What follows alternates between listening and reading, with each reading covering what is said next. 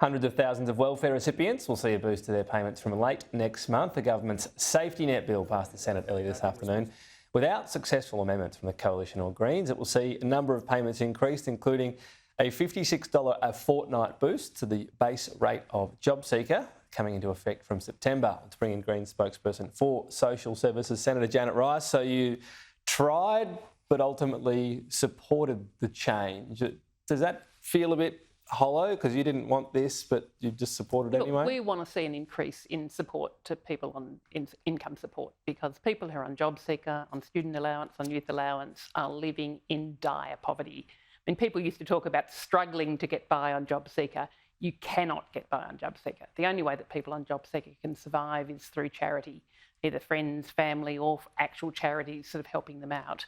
So we were arguing that, as a sign of a decent country, not leaving anybody behind, that our JobSeeker payments should be increased to above the poverty line, to above $88 a day. So that was the key thing that we were trying to get up. Did you get any sense any enthusiasm on the Labor side for that? Look, there is acknowledgement. We had Senator Ayres, who was the Minister in the chair, acknowledging that, yes, their own Economic Inclusion Advisory Committee had said that JobSeeker was seriously inadequate, and he agreed that it was, but he basically said, budget constraints.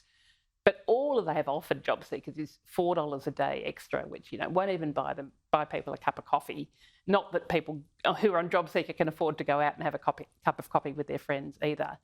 It's better than a punch in the nose for sure, and nobody is going to knock back an extra $4 a day. But it's not nearly enough for people to be able to live a dignified life. What did you make of the Coalition proposal that would allow people on welfare to earn more before they're punished? Because they do point out the marginal tax rate's crazy. Yeah, absolutely. And in fact, our policy is that we should be both lifting the rate and allow people to earn more.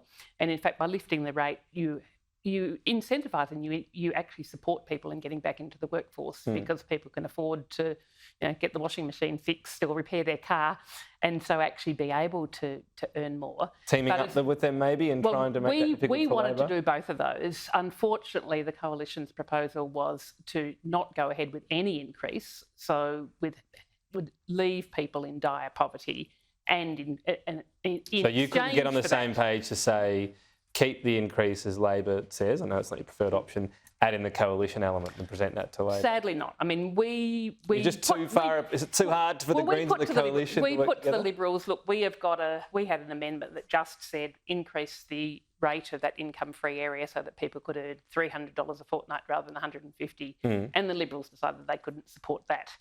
Their amendment tied the two things together of slashing income support as well as increasing our income-free area. So even if you just kept the Labor increase, not your increase, they wouldn't have done that either?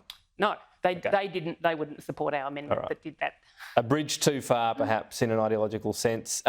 Just on housing as well, can you clarify for us what's happening here? The Greens are still meeting with Labor. There's a meeting coming up. I understand there's a meeting coming up. Our housing spokesperson, Max Chandler-Mather, I understand, is meeting. Okay. And look, I hope that we get somewhere. We want to see an outcome. We've got 750,000 people on public and affordable housing waiting lists around the country. What the government's proposing is only going to provide 30,000 houses over the next 5 years. A tiny drop in the bucket of what's required. The government's moved quite a way on this. Yeah. The initial fund over 4 years, I think it's an extra $2.5 billion, guaranteeing $500 million spent a year as well.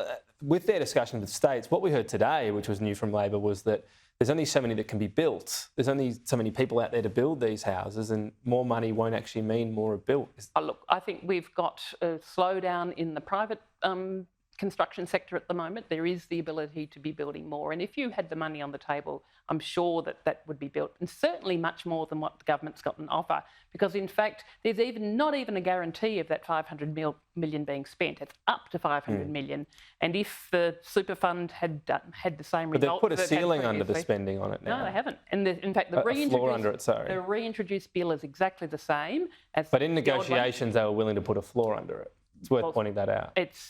They haven't made any commitments to that as part of this recent, The Well, they're recent putting their Labor bill in they're as doing. is, but that's what they've said. Yeah. That, yeah, okay, we'll put a floor under it. That's shifting quite a way on it. Well, but it's still nowhere near as to what's required. As I said, 30,000 compared to 750,000 people, and a waiting list that's going longer. Plus, we have to make, unlimited rent increases illegal. Senator, thanks for your time. Thanks very much, Tom.